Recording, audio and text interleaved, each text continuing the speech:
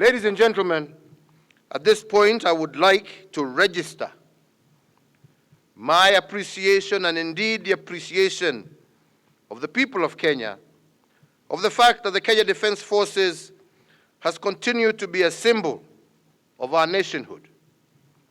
Its organization and the symbolic relationship between its members, drawn from different communities in Kenya, living and working together as one team, is indeed inspiring and it demonstrates that we are indeed one people and one nation. We also recognize the contribution that our defense forces continue to make to our country as a whole, especially in utilizing your skills and assets to spearhead selected strategic development projects.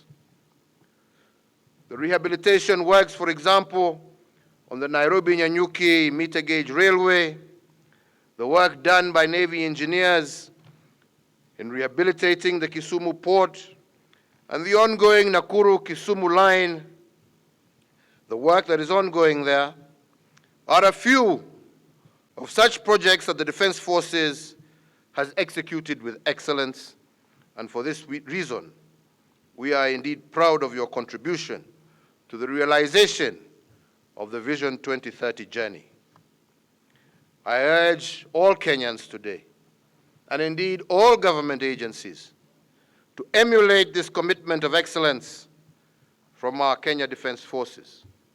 Further, I wish to commend all the Kenya Defence Forces for their professional conduct during operations and support to civil authority.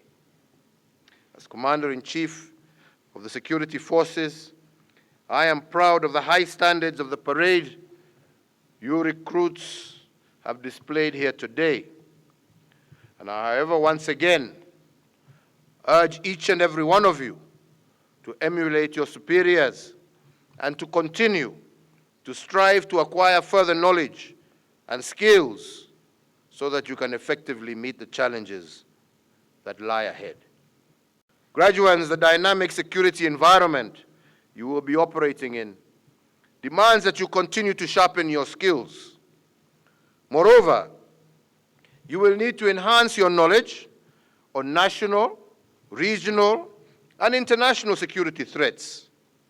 This way, you will have a much better understanding of how to operate within and without our territorial boundaries. Let me at this point note with appreciation the role that the Kenya Defence Forces has also played and continues to play in regional security stabilization, specifically, as I stated earlier, in the war against terror. While we have made good progress, it is important to note that we still have security challenges that require our attention, and I do believe that you are the right people for that job. Ladies and gentlemen, our nation takes pride in the high standard that has been the hallmark of our defense forces.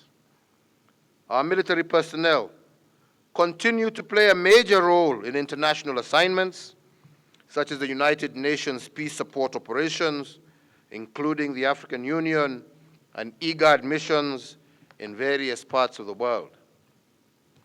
The continuous participation of our military in these missions reflects the confidence that the international community, through the United Nations and the Security Council in particular, has in our nation's defense forces. This indeed is true testimony of the high standards of our military training as well as your professionalism. Graduates, ladies and gentlemen, part of my solemn duty as your Commander-in-Chief is the protection of Kenyans, their property, and the preservation of our sovereignty and territorial integrity. And it is for this reason that I laud the efforts of the Kenya Defence Forces in the fight against terrorism, as well as that of all other security agents. Our engagement in various initiatives like AMISOM, aimed at defeating terrorism, have yielded significant successes. My direct instruction to you all, therefore, is to embrace impartiality over prejudice, restore goodness and humanity, as well as let us together build this nation. You have voluntarily joined this honorable profession, and for that reason, I am confident that you will discharge your duty as is expected of you. We all know what damage coronavirus disease has done to us and indeed to the world. And this pandemic has compelled institutions the world over to change their traditions and ways of doing things by adopting a new normal. So I'm therefore delighted to learn that this institution has observed a total lockdown since the first case was reported in the country. And as a result, you have managed to avoid contracting this disease despite the large number of recruits and trainers involved. This is a clear evidence that we can contain and eliminate the spread of the virus, and which underscores that discipline is fundamental in all spheres of life. Indeed, today, I note with appreciation that several female recruits have completed the course with their male counterparts, and this is yet another manifestation of my administration's commitment to ensure equal opportunities to all, and indeed to empower our women folk. Ladies and gentlemen, it is important for these young women working alongside men to find meaning and purpose in their work. When these young men and women joined the Kenya Defense Forces from all parts of this great nation, they became one cohesive family. And together, your mission is clear: to protect our country's sovereignty and territorial integrity, defend our people, and undertake any other tasks assigned to you from time to time.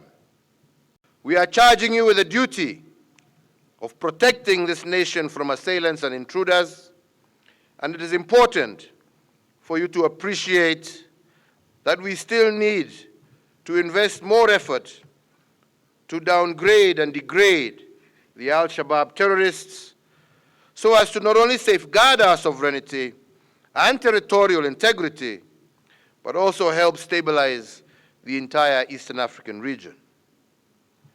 The training you have undergone is to empower you with the skills necessary to solve this problem.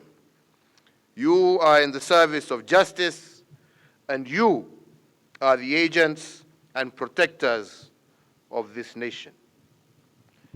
This is your ultimate contribution to the people of Kenya, who by accepting to pay tax have sacrificed to ensure you successfully discharge your duties, and I urge you to apply yourselves in the most patriotic and professional manner at all times.